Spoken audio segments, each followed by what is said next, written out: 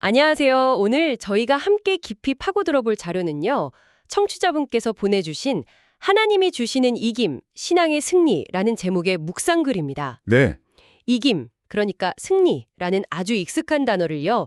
구약과 신약의 네 가지 완전히 다른 성경 본문을 통해서 탐구하고 있더라고요. 맞아요. 이게 정말 흥미로운 접근법이에요. 그래서 오늘 저희의 목표는 이 자료를 쭉 따라가 보면서 승리라는 개념이 어떻게 좀 해체되고 또 재구성되는지를 살펴보는 겁니다. 음, 그냥 뭐 전쟁에서 이기는 것부터 시작해서 고난 속에서의 인내, 심지어는 나 자신의 어떤 실패 한가운데에서의 구원까지. 과연 이긴다는 게 뭘 의미하는 건지 한번 제대로 파헤쳐 보려고 합니다. 이게 그냥 네 개의 이야기를 나열하는 게 아니라는 점이 중요해요.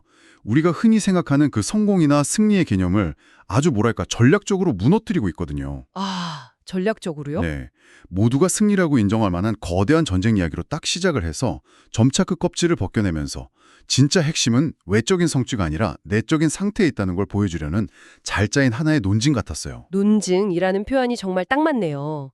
그럼 그 논증의 첫 번째 단계, 다윗 왕 이야기부터 시작해 볼까요? 네, 좋습니다. 자료를 보면 다윗은 그야말로 연전연승의 아이콘이잖아요. 그렇죠. 싸웠다 하면 이기는. 네, 주변의 수많은 적들을 상대로 싸웠다 하면 이기는 거의 뭐 전쟁의 신처럼 묘사돼요. 근데 이게 정말 단순히 다윗이 뛰어난 전략가였기 때문일까요? 보통은 그렇게 생각하기가 쉽죠. 아, 저 위대한 리더의 개인적인 역량이구나 하고요. 네, 네. 하지만 이 자료가 주목하는 건 역대상 18장의 아주 결정적인 한 구절이에요. 어떤 구절이죠? 다윗이 어디로 가든지 여호와께서 이기게 하시니라. 아, 이 문장의 주어가 다윗이 아니라 여호와, 즉 신이라는 거죠. 승리의 원인이 다윗의 능력이 아니라 신의 개입에 있다는 일종의 선언인 거예요. 모든 공을 신에게 돌리는 거군요. 어떻게 보면 다윗의 역할이 좀 축소되는 것처럼 들릴 수도 있겠는데요? 바로 그 지점이 핵심입니다. 특히 이 이야기가 기록된 역대기라는 책의 배경을 생각하면 더 의미심장하거든요. 배경이요? 네. 원래 바벨론 포로기 이후에, 그러니까 나라를 잃고 모든 걸 잃은 뒤에 정체성을 다시 세우려던 이스라엘 공동체를 위해 쓰여진 책이에요. 아, 굉장히 절망적인 상황이었겠네요. 그렇죠. 그런 그들에게 자신들의 가장 위대한 영웅이었던 다윗 왕조차도 그의 성공은 스스로의 힘이 아니라 전적으로 신에게 의존한 결과였다고 말하는 거예요. 이건 단순한 역사 기록이 아니라 너희의 희망은 너희 자신에게 있는 게 아니다 라는 아주 강력한 신학적인 메시지였던 거죠. 와, 그런 배경이 있었군요. 그러니까 승리의 주체는 인간이 아니다 라는 이 대전제를 다윗이라는 가장 극적인 예시를 통해서 먼저 확실하게 못을 받고 시작하는 거네요. 맞아요. 가장 화려하고 분명한 승리를 딱 가져와서 그 엔진이 사실은 우리가 생각하는 것과 다른 곳에 있다고 보여주는 거죠. 이 첫 번째 단추를 꿰야만 다음에 이어질 조금 더 묘호하고 내적인 승리의 의미들이 이해가 되기 시작하거든요. 알겠습니다. 그럼 그 다음 단계로 한번 넘어가 보죠. 이건 정말 국가 간의 거대한 전쟁터에서 갑자기 한 개인의 내면으로 카메라가 훅 들어오는 느낌이에요. 맞아요. 갑자기 분위기가 확 바뀌죠. 두 번째 본문인 야고보서는 고난 속에서 개인이 가져야 할 자세에 대해 이야기하잖아요. 여기서 엘리야라는 인물이 예시로 등장하는데 저는 이 부분이 좀 의아했어요. 아, 어떤 점이요? 자료에서는 엘리야를 우리와 성정이 같은 사람, 그러니까 평범한 사람이라고 강조를 하거든요. 네네. 근데 그가 한 일은 전혀 평범하지가 않잖아요. 기도로 3년 반 동안 비를 멈추게 하고 또다시 내리게 했다는 건데 이게 어떻게 평범한 사람의 이야기일 수가 있죠? 아주 좋은 질문입니다. 바로 그 역설을 통해서 이 자료가 말하려는 바가 드러나요. 엘리야가 가진 힘의 원천은 그가 무슨 초능력자여서가 아니라 그가 기도하는 사람이었기 때문이라는 거예요. 아, 여기서 승리의 전장이 다윗의 그 물리적인 전쟁터에서 엘리야의 내면, 즉 기도의 자리로 옮겨온 거죠. 보이는 세상의 승리가 아니라 보이지 않는 영적인 행위를 통해서 자연현상까지 바꾸는 그런 승리를 이야기하고 있는 겁니다. 그렇군요. 그럼 의인의 간구는 역사하는 힘이 크민이라 라는 구절이 바로 그 말이군요. 네, 바로 그거죠. 힘의 원천이 나의 어떤 능력이 아니라 나의 간구에 응답하는 절대적인 존재에게 있다는 걸 인정하는 태도. 다윗의 이야기가 승리의 주체를 바꿨다면 엘리야의 이야기는 승리를 얻는 방법을 바꾸는 셈이네요. 정확해요. 세상의 승리 공식은 보통 더 강해져라, 더 노력해라 이거잖아요. 맞아요. 그런데 여기서 제시하는 공식은 정반대예요. 자신의 연약함과 한계를 인정하고 무릎을 꿇고 도움을 구하는 행위, 즉 기도가 가장 강력한 힘을 발휘하는 방법이라는 거죠. 힘을 빼는 것이 오히려 더 큰 힘을 얻는 길이다. 네, 아주 역설적인 진리를 보여주고 있는 거예요. 그 역설적인 부분이 정말 곱씹어 볼 만한 것 같아요. 강해지려고 발버둥 치는 게 아니라 오히려 약함을 인정하는 데서 힘이 나온다니. 자, 그럼 세 번째 이야기로 넘어가 보겠습니다. 네, 우리에게 아주 익숙한 요나의 이야기예요. 이건 앞선 두 이야기와는 결이 또 완전히 달라요. 그렇죠. 주인공부터가 좀 다르죠. 솔직히 요나의 이야기는 좀 불편하게 다가왔어요. 그는 신의 명령을 어기고 도망치다가 모든 문제를 자초한 거잖아요. 네, 그렇죠. 거대한 물고기 뱃속이라는 최악의 상황은 순전히 자기 잘못으로 벌어진 일이고요. 근데 자료는 요나가 그 절망의 구렁텅이 스올의 뱃속에서 한 기도를 통해서 구원받은 것을 죽음에서 이김을 얻었다고 표현해요. 이게 과연 승리라고 할 수 있을까요? 저는 차라리 자비나 용서라는 표현이 더 어울리지 않나 싶었거든요. 그 불편함이야말로 이 자료가 의도한 효과일 수 있습니다. 아, 정말요? 네, 생각해보세요. 다윗은 그래도 왕이었고 엘리야는 위대한 선지자였죠.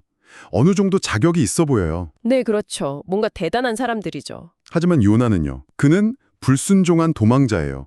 승리할 자격이 전혀 없어 보이죠. 바로 그렇기 때문에 요나의 이야기가 필요한 거예요. 아, 이 자료는 승리가 자격 있는 자에게 주어지는 보상이 아니라는 점을 보여주기 위해서 이 극단적인 예시를 가져온 거죠. 일부러 가장 자격 없는 인물을 데려온 거군요. 그렇죠.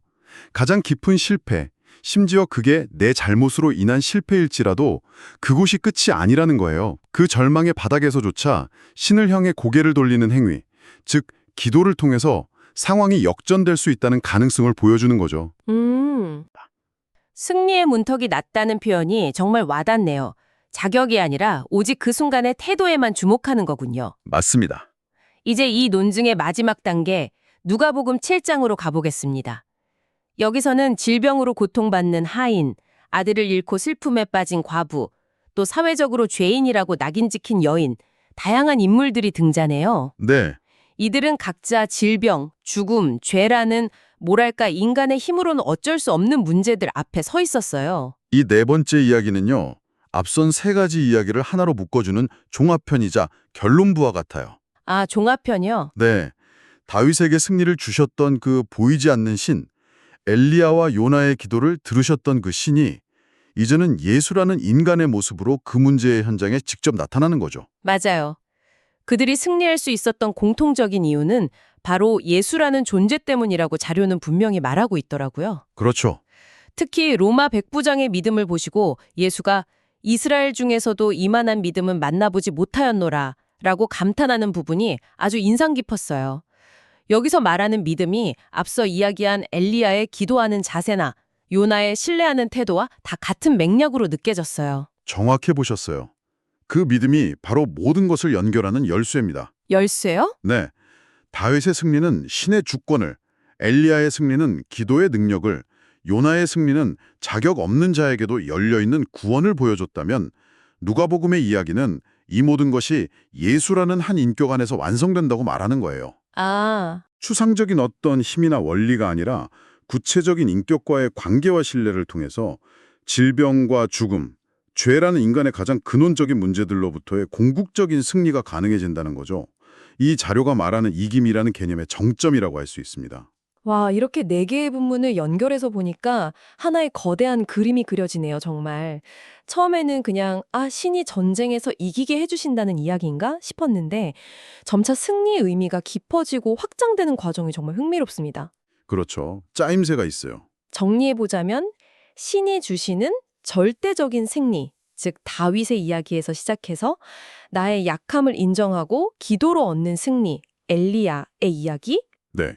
그리고 내 잘못으로 인한 절망 속에서도 건져지는 승리, 요나의 이야기, 그렇죠. 그리고 마침내 예수를 믿음으로써 모든 근원적인 문제로부터 해방되는 궁극적인 승리까지. 네, 누가복음의 이야기죠. 결국 이 자료가 청취자분께 전달하려는 메시지는 분명해 보이네요.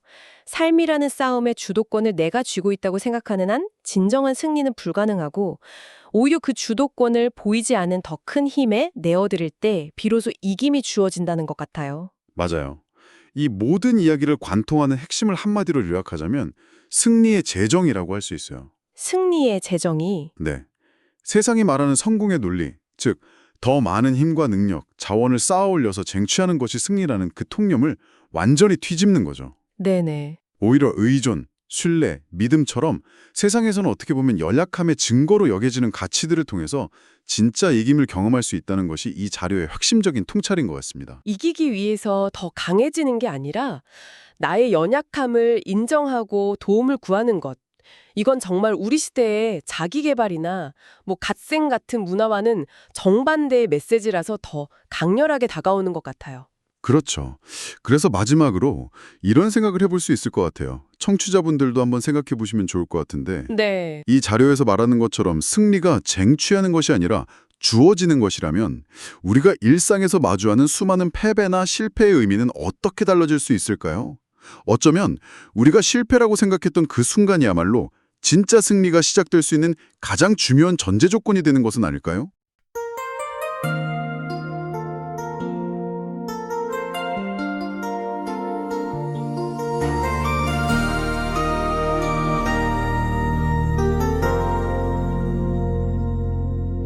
다윗이 나간 모든 전쟁터마다